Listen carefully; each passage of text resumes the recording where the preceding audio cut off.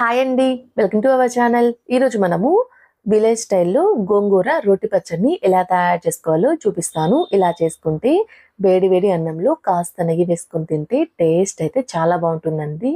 గోంగూర రోటి పచ్చడిని తయారు చేసుకోవడం కోసం ముందుగా స్టవ్ మీద ఒక ప్యాన్ పెట్టుకొని ఇందులో 3 టేబుల్ స్పూన్ ఆయిల్ని హీట్ చేసుకోవాలి. ఆయిల్ హీట్ అయిన తర్వాత 1 టేబుల్ స్పూన్ జీలకర్ర, మీ తినే కారాన్ని బట్టి పచ్చిమిర్చి వేసుకోండి. ఇలా వేసుకొని పచ్చిమిర్చిని బాగా ఫ్రై చేసుకోవాలి.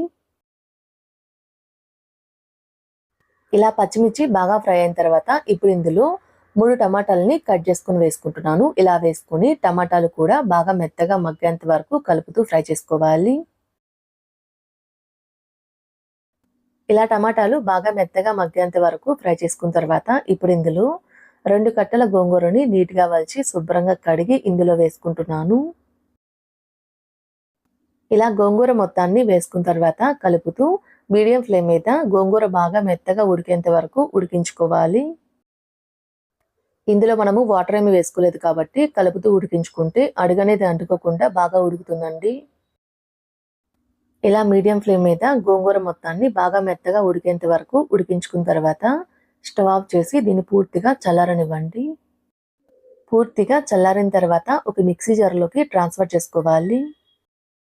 ఇలా మిక్సీ జార్లో వేసుకున్న తర్వాత ఇప్పుడు ఇందులో మీ టేస్ట్ సరిపడినంత సాల్ట్ వేసుకోవాలి. అలానే ఒక 4-5 వెల్లుల్లిపాయ రెబ్బల్ని పైన తొక్కు తీసుకొని వేసుకుంటున్నాను. ఇలా వేసుకొని మరీ మెత్తగా కాకుండా కొంచెం బరగ్గా గ్రైండ్ చేసుకోవాలి. ఇంత బరగ్గా గ్రైండ్ చేసుకుంటే సరిపోతుందండి. ఇలా గ్రైండ్ చేసుకున్న పచ్చడిని పక్కన ఉంచుకొని ఇప్పుడు ఈ పచ్చట్లోకి పోపును తయారు చేసుకోవడం కోసం ముందుగా స్టవ్ ఆన్ చేసి ఒక ప్యాన్లో 3 టేబుల్ స్పూన్ ఆయిల్ని హీట్ చేసుకుంటున్నాను. ఆయిల్ హీట్ అయిన తర్వాత 1 టేబుల్ స్పూన్ పచ్చిశనగపప్పు, 1 టేబుల్ స్పూన్ ఆవాలు, 1 టేబుల్ స్పూన్ జీలకర్ర వేసుకుంటున్నాను. ఇలా వేసుకొని వీటిని కొంచెం ఫ్రై చేసుకోవాలి. ఇలా ఫ్రై చేసుకున్న తర్వాత ఇప్పుడు ఇందులో 4 ఎండుమిర్చిని కట్ చేసుకుని వేసుకుంటున్నాను. ఇందులోని కొన్ని కరివేపాకు రెబ్బలను కూడా వేసుకుని మొత్తాన్ని కలుపుతూ మరొక నిమిషం పాటు ఫ్రై చేసుకోవాలి. ఇలా ఫ్రై అయిన తర్వాత ఇప్పుడు ఇందులో సన్నగా తరిగిన ఒక ఉల్లిపాయ వేసుకుంటున్నాను. ఇలా వేసుకొని ఉల్లిపాయ ముక్కలు కొంచెం కలర్ మారేంత వరకు కలుపుతూ ఫ్రై చేసుకోవాలి.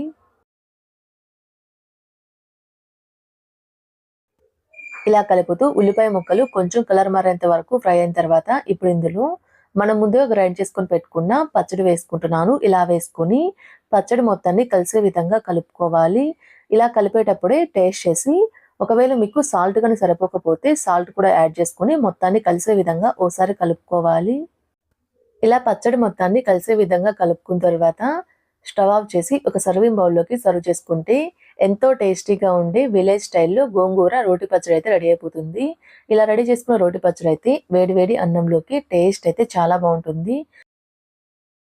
ఎప్పుడు చేసుకునే సొరకాయతోటి కర్రీసే కాకుండా ఇలా విలేజ్ స్టైల్లో సొరకాయ రోటి పచ్చడిని ఎలా తయారు చేసుకోవాలో చూపిస్తాను. ఇలా చేసుకుంటే వేడి అన్నంలోకైనా దోశల్లోకైనా టేస్ట్ అయితే చాలా బాగుంటుంది. సొరకాయ పచ్చడిని తయారు చేసుకోవడం కోసం ముందుగా స్టవ్ ఆన్ చేసి ఒక ప్యాన్లో 2 టేబుల్ స్పూన్ ఆయిల్ని హీట్ చేసుకోవాలి. ఆయిల్ హీట్ అయిన తర్వాత 1 టేబుల్ స్పూన్ జీలకర్ర, కొన్ని కరివేపాకు రెబ్బలను వేసుకుని వీటిని కూడా కొంచెం ఫ్రై అవనివ్వండి.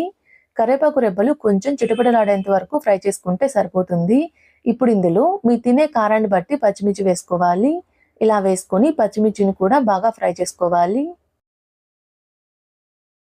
ఇలా పచ్చిమిర్చి బాగా ఫ్రై అయిన తర్వాత ఇప్పుడు ఇందులో కట్ చేసుకున్న సొరకాయ ముక్కలు వేసుకుంటున్నాను. అలానే కట్ చేసుకున్న టమాటా ముక్కలు కూడా వేసుకుంటున్నాను. ఇందులోనే కొంచెం చింతపండు వేసుకుంటున్నాను. చింతపండు అనేది కొంచెం వేసుకోండి.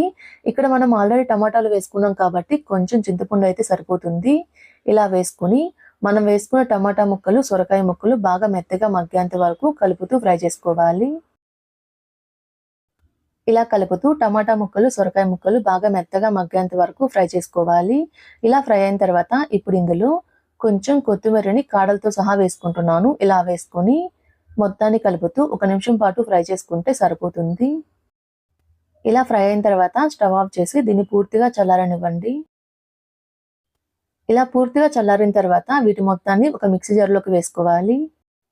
ఇలా మిక్సీ జార్లో వేసుకున్న తర్వాత ఇప్పుడు ఇందులో మీ టేస్ట్ సరిపడినంత సాల్ట్ వేసుకోండి. ఇక్కడైతే నేను రాళ్ళుప్పు వేసుకుంటున్నాను. రాళ్ళుప్పు వేసుకుంటే పచ్చడి అనేది టేస్ట్ బాగుంటుంది. ఇలా వేసుకొని మరీ మెత్తగా కాకుండా కొంచెం బరగ్గా గ్రైండ్ చేసుకుంటే మనం రోట్లో నూరుకున్న పచ్చట్లా ఉంటుందండి అచ్చం.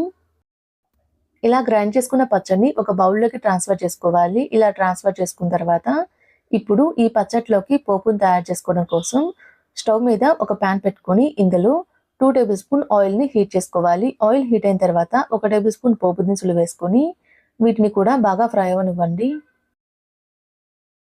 ఇలా పోపు దినుసులు బాగా ఫ్రై అయ్యి కొంచెం కలర్ మారుతాయి. ఇప్పుడు ఇందులో 2 వెల్లుల్లిపాయ రెబ్బల్ని దంచి వేసుకుంటున్నాను. అలానే 2 ఎండుమిర్చిని కూడా కట్ చేసుకొని వేసుకుంటున్నాను. ఇందులోని కొన్ని కరివేపాకు రెబ్బలను కూడా వేసుకొని మొత్తాన్ని కలుపుతూ వీటిని కూడా మరొక నిమిషం పాటు ఫ్రై చేసుకుంటే సరిపోతుంది. ఇలా కలుపుతూ 1 నిమిషం పాటు ఫ్రై చేసుకుంటే పోపు బాగా ఫ్రై అవుతుంది. ఇప్పుడు స్టవ్ ఆఫ్ చేసి మనం ముందుగా రెడీ చేసుకొని పెట్టుకున్న పచ్చడిలో వేసుకోవాలి. ఇలా వేసుకొని పచ్చడి మొత్తాన్ని కలిసే విధంగా కలుపుకోవాలి. ఇంతేనండి, ఎంతో టేస్టీగా ఉండే సొరకాయ రోటి పచ్చడి అయితే రెడీ అయిపోతుంది. ఇలా రెడీ చేసుకున్న రోటి పచ్చడి అయితే వేడి వేడి అన్నంలోకి టేస్ట్ అయితే చాలా బాగుంటుందండి. పెళ్లి బంతుల్లో వడ్డించి దోసకాయ ముక్కల పచ్చడిని ఎలా తయారు చేసుకోవాలో చూపిస్తాను. ఇలా చేసుకుంటే అన్నం మొత్తం ఈ పచ్చడితోనే తినేస్తారండి. అంత టేస్టీగా ఉంటుంది ఈ పచ్చడి అయితే. దోసకాయ ముక్కల పచ్చడిని తయారు చేసుకోవడం కోసం ముందుగా స్టవ్ మీద ఒక ప్యాన్ పెట్టుకొని ఇందులో 2 టేబుల్ స్పూన్ ఆయిల్ని హీట్ చేసుకోవాలి. ఆయిల్ హీట్ అయిన తర్వాత కొన్ని పల్లీలు అయితే వేసుకుంటున్నాను. ఇందులోని మీ తినే కారాన్ని బట్టి పచ్చిమిర్చి అయితే వేసుకోండి. ఇలా వేసుకొని పచ్చిమిర్చి బాగా ఫ్రై అయ్యేంత వరకు కలుపుతూ ఫ్రై చేసుకోవాలి. ఇలా కలుపుతూ మనం వేసుకున్న పల్లీలు పచ్చిమిర్చి బాగా ఫ్రై అయ్యేంత వరకు ఫ్రై చేసుకున్న తర్వాత ఇప్పుడు వీటి మొత్తాన్ని ఒక గిన్నెలో వేసుకొని పక్కన ఉంచుకోండి. ఇలా వీటి మొత్తాన్ని ఒక గిన్నెలో వేసుకొని పక్కన ఉంచుకోండి. ఇప్పుడు ఇదే ప్యాన్లో 4 టమాటాలని కట్ చేసుకొని వేసుకుంటున్నాను. ఇలా వేసుకొని ఇందులోని 2 వంకాయలను కూడా కట్ చేసుకొని వేసుకుంటున్నాను. ఇలా వేసుకున్న తర్వాత ఇప్పుడు ఇందులో మనము టమాటాలు వేసుకున్నాం కాబట్టి టమాటాలు పులుపుని బట్టి చింతపండు వేసుకోండి. కొంచెం చింతపండు అయితే సరిపోతుందండి. చింతపండు కూడా వేసుకున్న తర్వాత మొత్తాన్ని కలుపుతూ మీడియం ఫ్లేమ్ మీద టమాటా ముక్కలు బాగా మెత్తబడేంత వరకు కలుపుతూ ఫ్రై చేసుకోవాలి. ఇలా ఫ్రై చేసుకున్న తర్వాత స్టవ్ ఆఫ్ చేసి దీన్ని పూర్తిగా చల్లారనివ్వండి. ఇవి చల్లారేలోపు మనం పచ్చట్లోకి పోపునైతే ప్రిపేర్ చేసుకుందాము. దానికోసం స్టవ్ మీద ఒక చిన్న ప్యాన్ పెట్టుకొని ఇందులో 3 టేబుల్ స్పూన్ ఆయిల్ని హీట్ చేసుకోవాలి. ఆయిల్ హీట్ అయిన తర్వాత 2 టేబుల్ స్పూన్ పోపు దినుసులు అయితే వేసుకుంటున్నాను. శనగపప్పు, ఆవాలు, జీలకర్ర మొత్తం కలిపి 2 టేబుల్ స్పూన్ వేసుకున్నాను. ఇవి కూడా కొంచెం ఫ్రై అయిన తర్వాత ఇప్పుడు ఇందులో 2 ఎండుమిర్చిని కట్ చేసుకొని వేసుకుంటున్నాను. అలానే కొన్ని కరివేపాకు రెబ్బలు, కొంచెం ఇంగువ వేసుకుంటున్నాను. ఇంగువ వేసుకోవడం వల్ల ఫ్లేవర్ బాగుంటుందండి. ఇలా వేసుకొని మొత్తాన్ని కలుపుతూ మరొక నిమిషం పాటు ఫ్రై చేసుకోవాలి. ఇలా ఫ్రై చేసుకున్న తర్వాత స్టవ్ ఆఫ్ చేసి దీన్ని అయితే పక్కన ఉంచుకోండి.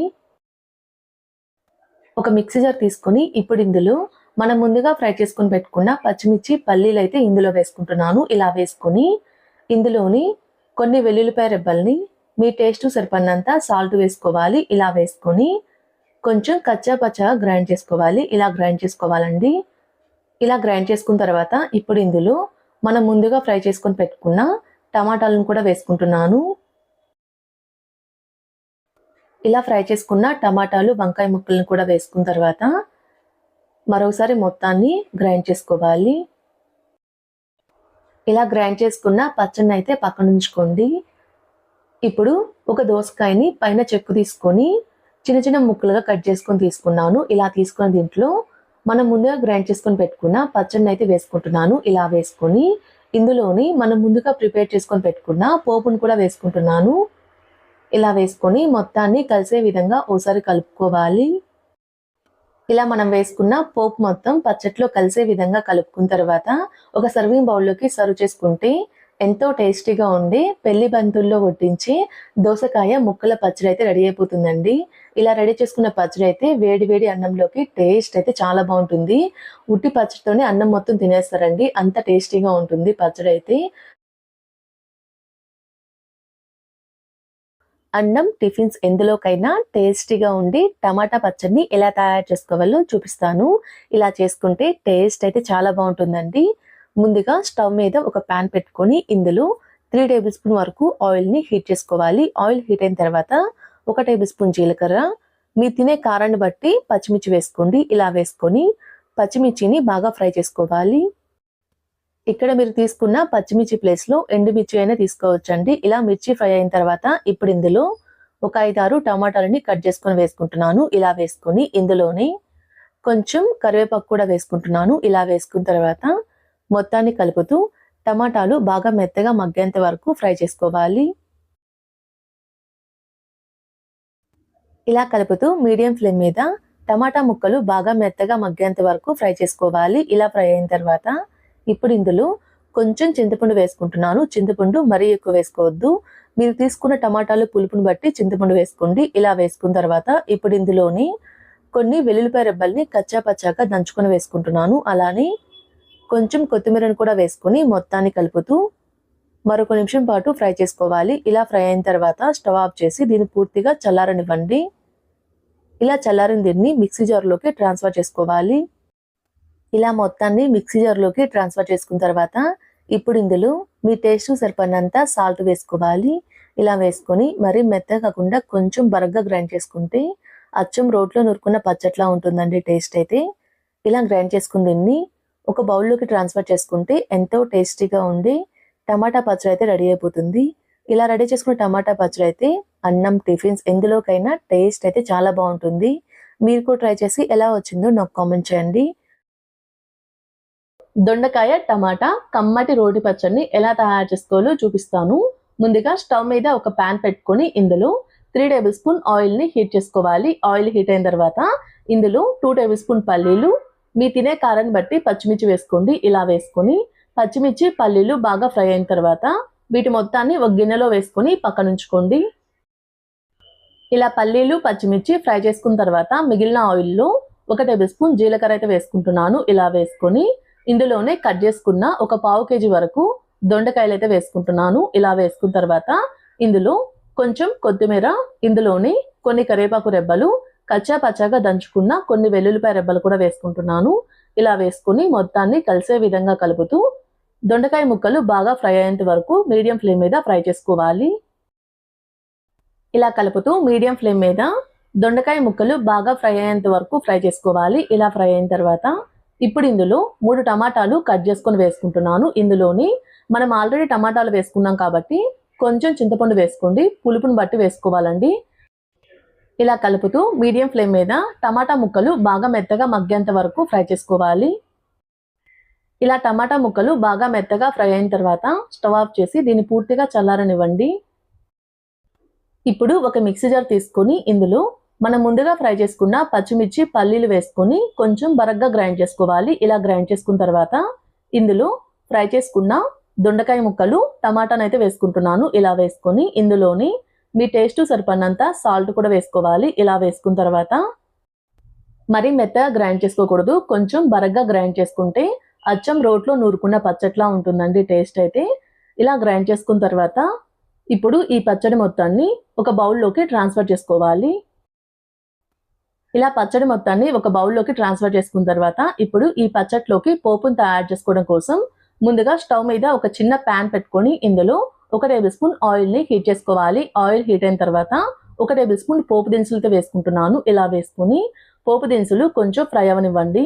ఇలా ఫ్రై అయిన తర్వాత ఇప్పుడు ఇందులో 2 ఎండుమిర్చి, కొన్ని కరివేపాకు రెప్పలు, కొంచెం ఇంగువ వేసుకుంటున్నాను. ఇంగువ వేసుకోవడం వల్ల ఫ్లేవర్ అయితే బాగుంటుందండి. ఇలా వేసుకొని ఒకసారి మొత్తాన్ని కలిసే విధంగా కలుపుకొని స్టవ్ ఆఫ్ చేసి ఇలా రెడీ చేసుకున్న పోపుని మనం ముందుగా రెడీ చేసుకొని పెట్టుకున్న పచ్చట్లో వేసుకోవాలి. ఇలా వేసుకొని పచ్చడి మొత్తాన్ని కలిసే విధంగా ఓసారి కలుపుకున్న తర్వాత ఒక సర్వింగ్ బౌల్లోకి సర్వ్ చేసుకుంటే ఎంతో టేస్టీగా ఉండే దొండకాయ టమాటా రోటి పచ్చడి అయితే రెడీ అయిపోతుంది. ఇలా రెడీ చేసుకున్న పచ్చడిని వేడివేడి అన్నంలో కాస్త నెయ్యి వేసుకొని తింటే టేస్ట్ అయితే చాలా బాగుంటుంది. మీరు కూడా ట్రై చేసి ఎలా వచ్చిందో నాకు కామెంట్ చేయండి.